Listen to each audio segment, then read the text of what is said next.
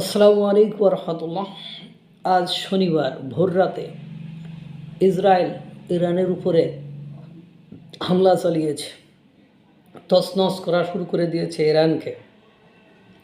তো বোঝাই যাচ্ছিল, কারণ ভারত, চীন, যাদের গোয়েন্দা সংস্থা খুব স্ট্রং, তারা যখন খুব স্ট্রিক্টলি বলছে যে যে কোনো মাধ্যম দিয়ে আপনার ইসরায়েল থেকে আপনারা চলে আসেন, তাদের নাগরিকদেরকে সহ পর্যটক, ছাত্রছাত্রী যারা আছে তাদের সকলকে নির্দেশনা দিয়েছে, যখন এটা বোঝার আর অপেক্ষা রাখে না বা বলার আর অপেক্ষা রাখে না। তার মধ্যে আবার ইসরায়েলের সাথে ভারতের কি পরিমাণ দহরম মহরম সম্পর্ক, এর ভেতরে আবার ইসরায়েলে ভারতের প্রধানমন্ত্রী গেছিল। সুতরাং তাদের সাথে, এবং তারা তো দেখছেন যে এক নরেন্দ্র মোদীর ভাষণে পাঁচবার সংসদ সদস্যরা উঠে দাঁড়িয়ে হাততালি দিয়েছে, এবং কোন লেভেলের, কোন মাত্রার, কোন ধরনের চুক্তি হয়েছে সেটাও আপনারা জানেন। তাহলে ইসরায়েল যখন আজকে সকালে হামলা করেছে, হামলা তো আর হঠাৎ করে হয় না, তার অবশ্যই পূর্ব পরিকল্পনা থাকে। তাহলে আগে থেকে তারা ভারতকে বলছে যে আমরা কিন্তু ঝাড়ি দেব, একটা কাঁপুনি একটা দেব, একটা ঝাঁকুনি কিন্তু দেব, বা আমরা কিন্তু অ্যাকশানে যাচ্ছি। আর মার্কিন যুক্তরাষ্ট্র দীর্ঘদিন ধরে তো বলছে এবং জর্ডান, ইসরায়েল সহ আশেপাশের, ইরানের আশেপাশের সকল দেশকে লাইন শেষ করে রাখছে। সুতরাং বোঝাই যাচ্ছিল কিছু একটা ঘটবে।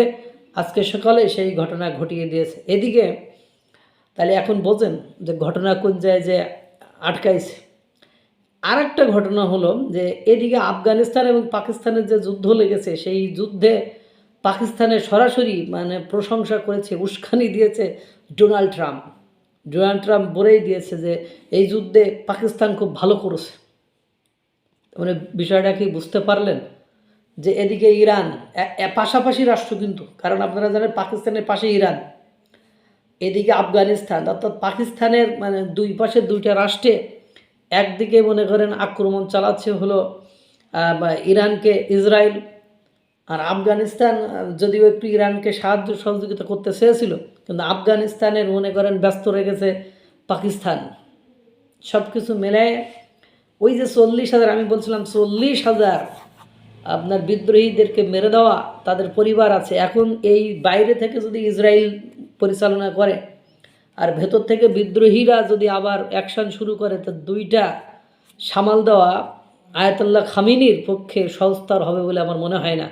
আগে শুধু ছিল আপনার বাইরের ইসরায়েলের আক্রমণ, এখন ইসরায়েলের আক্রমণের সাথে আপনার যোগ হতে যাচ্ছে হলো অভ্যন্তরীণ বিদ্রোহীদের আক্রমণ। দুই আক্রমণে ইসরায়েল ইরান এবার হয়তো বা শেষ রক্ষা হবে কিনা সন্দেহ।